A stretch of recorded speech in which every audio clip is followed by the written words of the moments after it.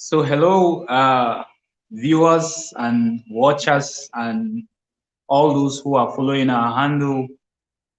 I'm back again. This is another Thursday, as I promised to have this whole conversation about who my neighbor is, particularly taken from the parable of Jesus from Luke chapter 10, where the intelligent young teacher sort of questioned Jesus about the greatest commandment, and Jesus sort of threw the question back to him, and the young teacher answered pretty well.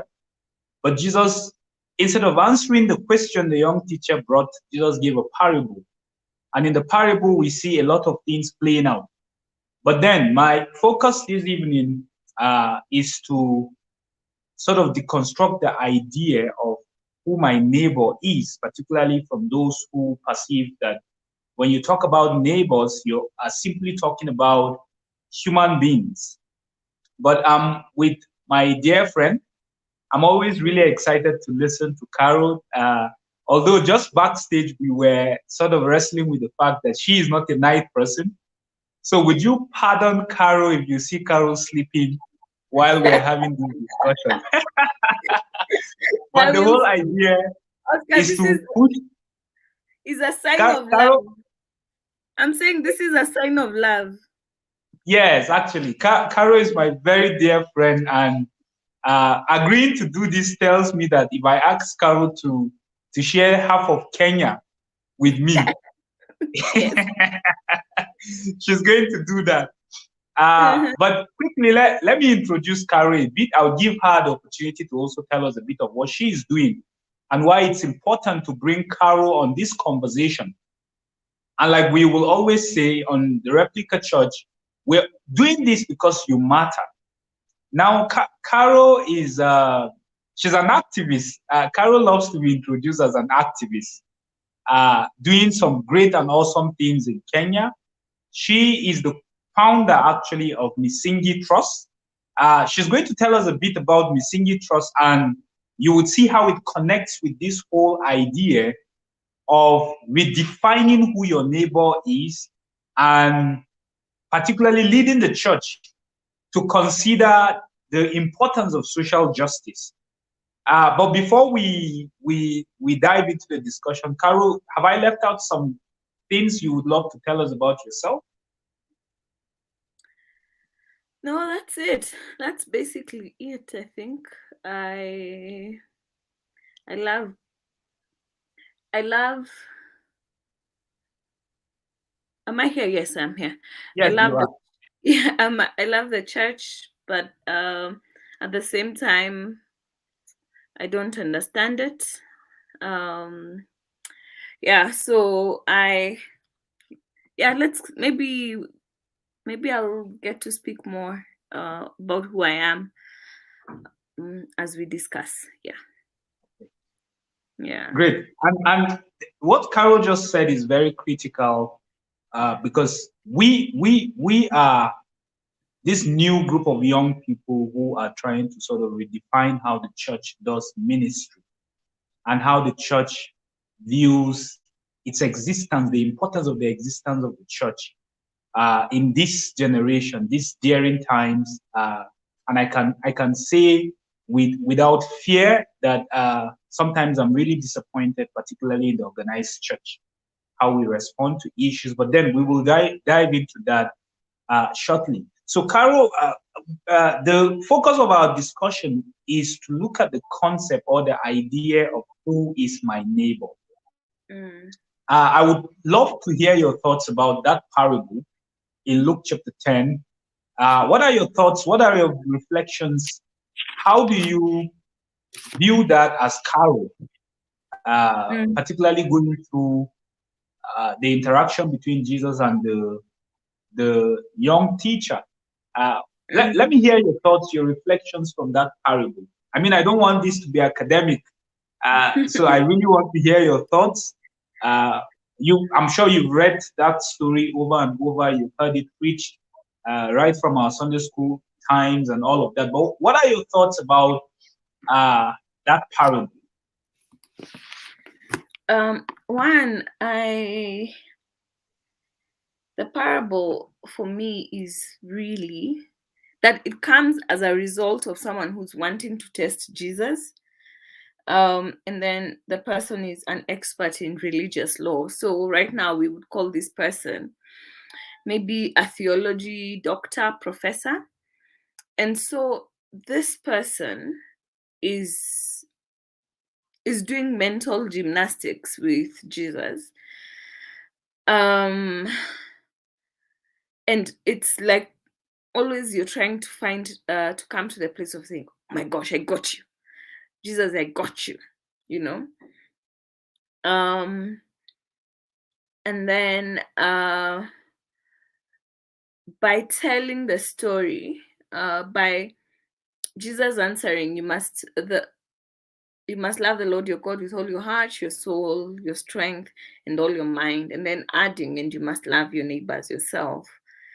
And then being told, do this and you will live. And then straight into a story, we find a person who's struggling to live because the way society has been set up, it has been set up to kill people. And so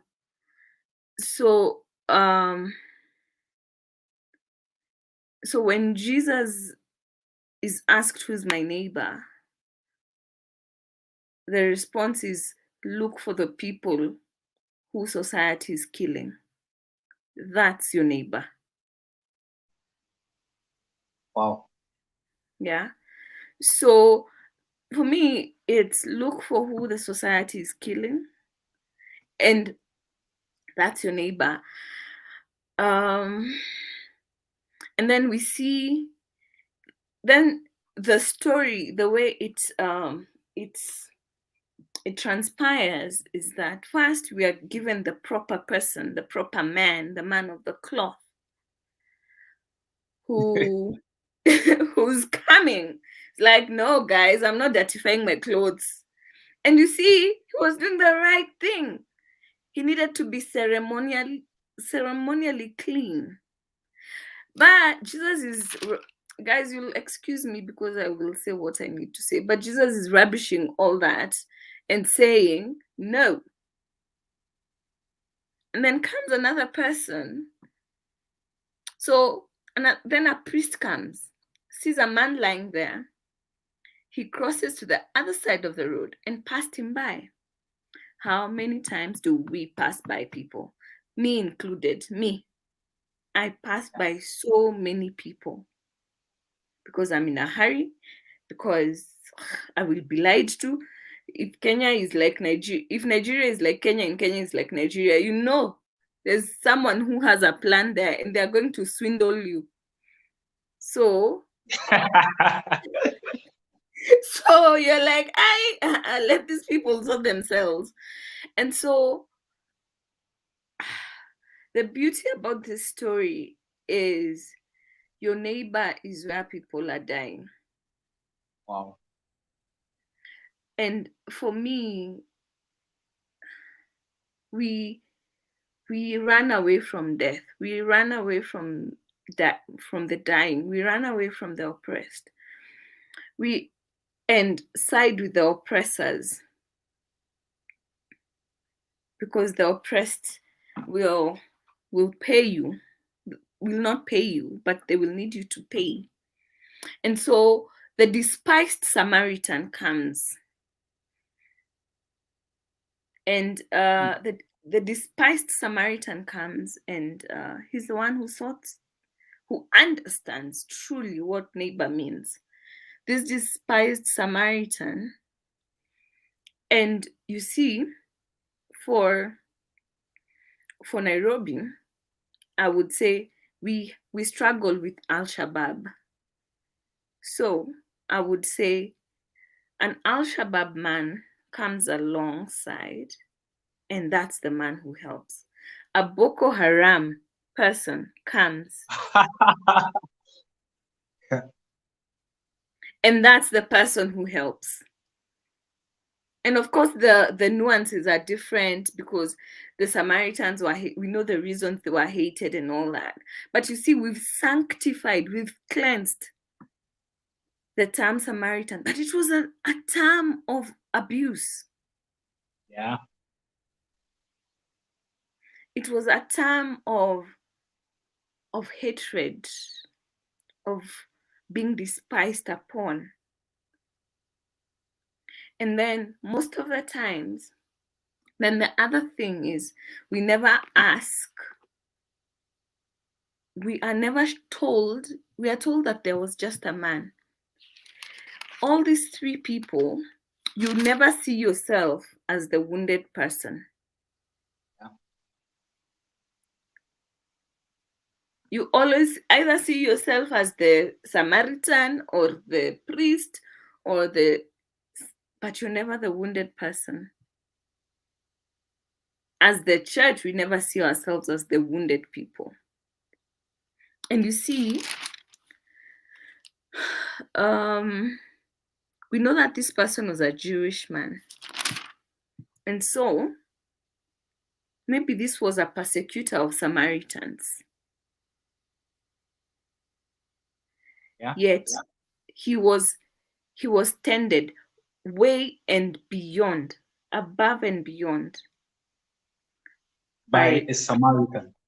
Yes, by that disgusting thing.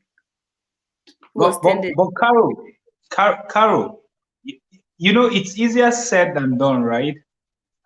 In the last couple of weeks, right here in the city of Jos, the killings have been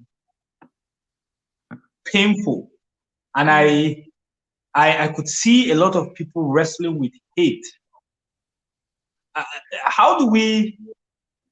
Because you are saying the Samaritan here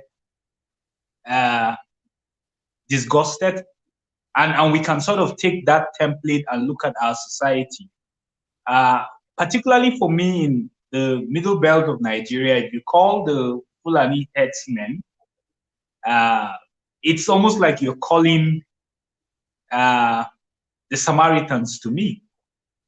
So how do I translate? How do I practice this with what is happening?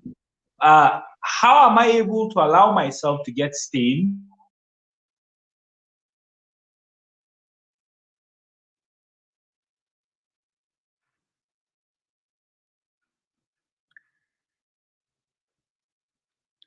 I think I calm down? you, How do I Oscar. calm down? Can you hear me? I lost you. I was asking, how do I calm down from?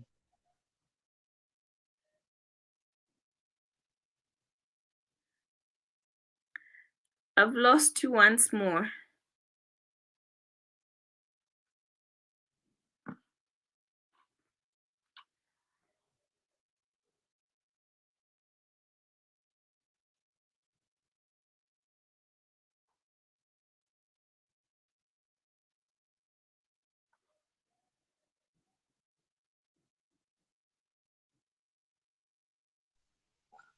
I think my network is unstable.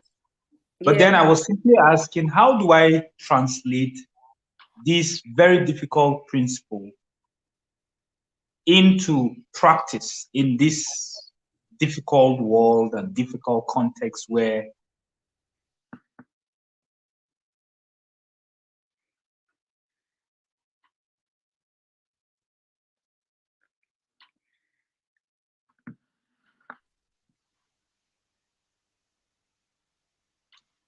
So I think I got your question. Okay. Sorry about the network issues. I think that's the task of Christianity. That's the task of faith. Is translating these very hard things into this hard call by Jesus into our daily living. Oscar, are you with me? Yes, I can hear you, Carol. All right. So I'm saying that maybe that's the hard task of the faith, and that there's a lot that can make us, that warrants us to look at other people and treat them disloyally or suspect them. But it seems here also that the task is even greater than the present issue, because you see, this guy puts himself in the line of danger. And in Kenya, we've had that situation where there was a bus attack somewhere, and Muslims put themselves in the line of danger when Al-Shabaab terrorists had said, we will kill all the non-Muslims. And yet most Christians, they would not do that. They would not put themselves in harm's way to save Muslims. So, but why do you think that is so? Because if we have the principles, we have understood this whole idea of who our neighbors are, and as you said, those who are wounded by the society, by the world. So, what is making that difficult? I think we don't know who our neighbor is, Oscar. I think our understanding of neighbor is the one who is most like me, the one who thinks, feels, reasons like me. That's my neighbor. And so if you're slightly different, even, and that's why now people don't think, we don't reason, because now we are all homogeneous. And then if I just like think separately, if I say I believe in X other than, and not X and not Y, then we are all enemies. But Carol, this is really a difficult conversation. And why it's difficult is because, like right now, my neighbors are the people I feel safe with. So, I mean, just behind my house here, I know there are a couple of people who are of the different faith. I don't feel safe having them there. If you ask me my opinion, I would want them out of that place. And if I see any of them probably in harm's way, I would rather just drive my car and say, thank God, the evil has befallen these guys. So let me know from your work. You have been leading the church, particularly in the playing this amazing role of sort of practicing social justice. How have you been able to do that? Have you also had challenges? What are some of those challenges?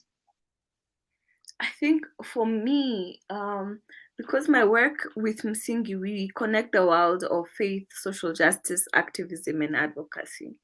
For me, first, I am most at home with activists and human rights defenders who are not believers. One, because I find that they esteem life more. They esteem dignity of people more. They are ready to put their lives in harm's way for the other. When I come to church and to faith spaces and I ask them, let's talk about this, what's going on here, and are they Christian? Like, they start asking questions about their Christians. These ones are, that person is a human being. Let us go. And so for me, my happy place and the place where I find God the most is with human rights defenders and activists, because they esteem life. Wow. And so my biggest challenge now, and I feel God in the next this 2-3 years coming is challenging me to create this community within the faith spaces, within the church spaces, an esteem of life and we actually, and I keep saying this, we as the people who know that there is life after death are so afraid of death. True. But I mean, it's normal for us to value life. We want to live. But you see, we are already dying. We are dead people walking. The way we live, the way our economies are dead. Our countries are dead. We want to preserve. We want, like this priest, we want to just cross over so that we can go and worship God.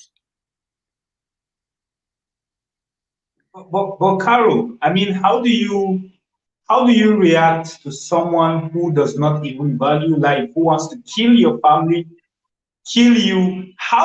For me, what you're saying is almost out of this world. So I mean, yes, I know we're all going to die, we're going to heaven. But then how do I still look at this person who wants to take my life and look at him as my neighbor? I feel it's impossible. I think we learn from Jesus because at the Last Supper, the person, Judas, still ate. Yeah. Judas was not excommunicated from that table, yet Jesus knew what was coming. Judas was part of that table. It's hard. I think even for me personally, it's like I don't even know how that would happen. But this is why our faith is not easy. We've made it too easy. We've made faith is not easy.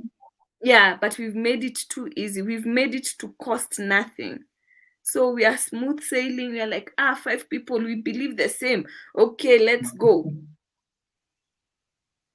You see, so for me, the task of being good neighbors is being together in spaces where death could occur. Because you see, when this guy was tending the Jewish man who was killed, who was on the roadside, there's a very good sermon that Martin Luther King Jr. says that maybe he preaches on this chapter, and if people are able to catch it, please do. He says that maybe even this priest and these guys were going to a town hall meeting to talk about how this road is bad, that people are dying on that road. It's like that road is very bad. People are dying. And that's what we do. Wow. And then the other thing that I wanted us to talk about that I don't want us to forget is that the innkeeper trusted the Samaritan. Wow. The innkeeper, and then there's that in verse 33 it says, and when the despised Samaritan came along, and when he saw the man, he felt compassion. And this is what consistently we hear we read Jesus felt compassion. Carol? Yeah? Hello? Hi. Can you hear me? Yes, I can hear you now. Yeah, so I'm saying there's a term there that they add, that this Samaritan guy felt compassion. The same thing your sound is down. My sound is down. I haven't done anything to change it. I don't know. Your sound is, I can hear you, but it's very low. I don't know. I don't know what has happened. There's nothing that I have done to change. Go ahead. Go ahead. Yeah, so I'm saying that the way he says he felt compassion is what Jesus was feeling as well when he was doing his miracles. And so the other thing we need to do is have compassion, regardless of who we are, what our state is. We need to consistently have compassion, because compassion leads us to providing communities and to providing care for those who've been wounded on the roadside. Have you heard me? Yes, I can hear you now. Okay. Can you hear me? Yes. You were talking about this whole idea of the innkeeper trusting the good Samaritan. I mean, that's actually a profound profound reflection. Yeah. But like, you're asking me to trust a Taliban. Yes. So how can we build trust in this kind of context of what we are experiencing, what you are experiencing in Nairobi? How do you build trust with someone you barely know, or someone who is out there with the intention to kill you? So maybe I can ask that in the sense of what Jesus asks. Now, which of these three would you say was a neighbor to the man who was attacked by bandits? Jesus asked. The man replied, the one who showed him mercy. Then Jesus said, yes, now and go do the same. Now go do the same. But Carol, I mean, I know your work comes with a lot of risk, but you still do it, right? How do you build trust with someone who is not interested in showing you mercy? How do you build trust with someone who is not interested in sparing your life? I mean, within the context of the Good Samaritan, you can obviously see that the Good Samaritan, or the Samaritan, became a good Samaritan. He redefined the concept of being Samaritan yet being good. Now we are within our own context, particularly most of the African. What we have is these guys are not interested in showing us mercy. How do we still trust them, or how do we build trust with them? And that's, I keep saying there's no easy answer. There's no A, B, C, D, E. There is absolutely none. The thing is relationships. Yeah? Build relationships, show mercy, and you see, we go as Christians, we go out there with a mission. That mission is get people saved. Please don't go out with those missions. Heaven. Yes. Just go love people. Yeah. And God will do what God needs to do. And so for me, the thing I do, and even when I'm having conversations with people who our worldviews are very different, when I am open to learn, I am still learning. I learn every day. So we really, as Christians, we do not hold the monopoly of knowledge, love, and all that. Let's learn from others. Let's also show mercy. Yeah. Let's not run away from the road. Let's not cross to the other side because you're like, oh, unclean. I don't want to be seen with these guys. They will taint. Like we are so caught up with our reputation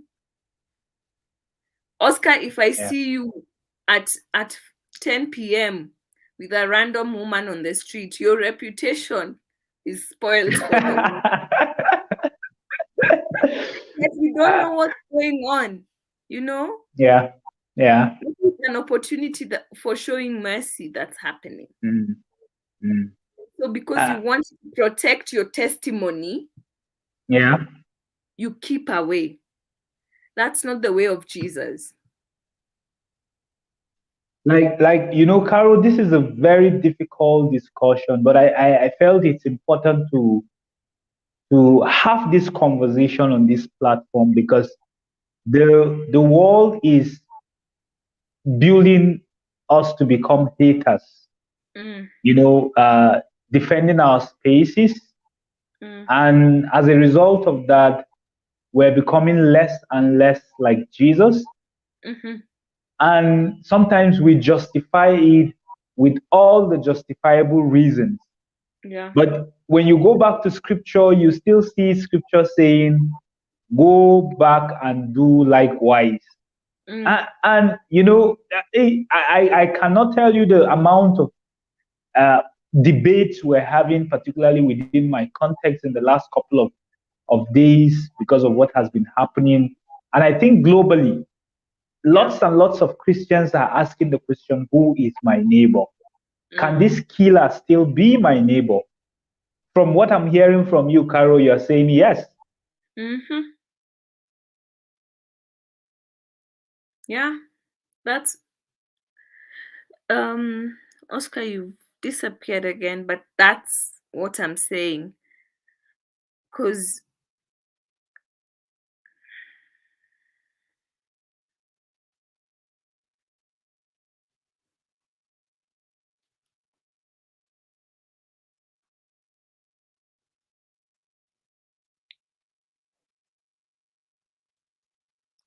So, hi. hi, Carol. I know the network is pretty bad, but do you Yeah. have some closing thoughts before we sign out? I would still have to bring you back so we could dig deeper Yes. into this conversation. But do you Yeah. have some closing thoughts on this question of who is my neighbor? Yeah, that even me, someone is asking me themselves about me. Am I a neighbor? Because maybe I am the killer.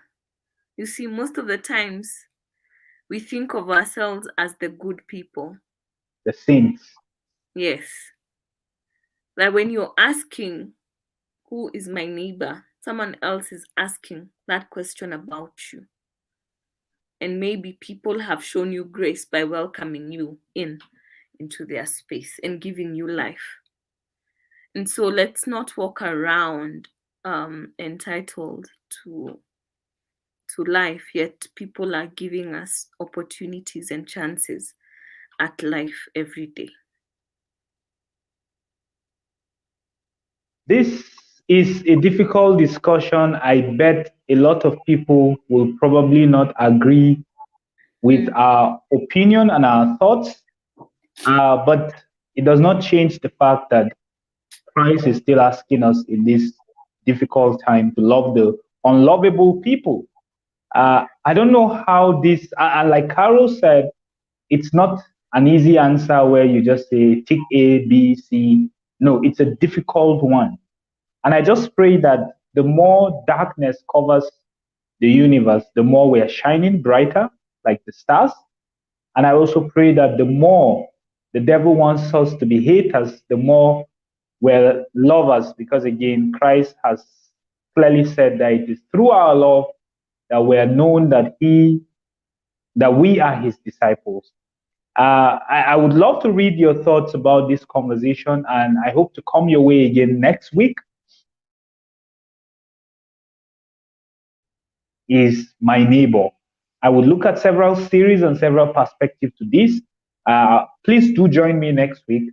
And thank you so much, Carol, for taking out of your sleep time and coming to share your thoughts. And I hope to have you back again some other time. I would allow you to take some sleep so you reserve the time for us to be able to connect. Thank you thank so much for thank your time, Carol. So bye bye to everyone.